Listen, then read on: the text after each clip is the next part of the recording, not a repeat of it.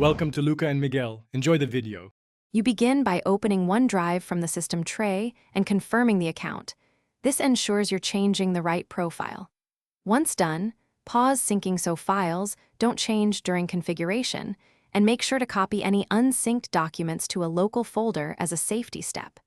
You're taking these measures to prevent data loss while you stop automatic backups. Now that syncing is paused and local copies exist, you're ready to move into the settings to disable specific backup paths. You navigate to Settings, then Backup, and choose Manage Backup so you can see documents, pictures, and desktop. From there, turn off backup for any folder you don't want synced and confirm Stop Backup when OneDrive prompts. This severs the automatic copy from that folder to the cloud.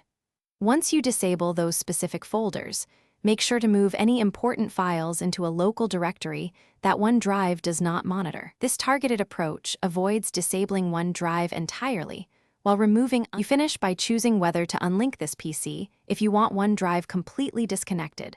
Go to Account and select Unlink this PC to stop all syncing. After making changes, restart OneDrive or reboot the computer so settings apply cleanly, then verify that folders show as no longer backed up. If OneDrive still syncs, reset the app or sign out and sign in again to refresh configuration. This commonly resolves stubborn state issues. If problems continue, check for pending updates that may interfere with settings. Thanks for watching and please subscribe. It's the best investment you'll ever make.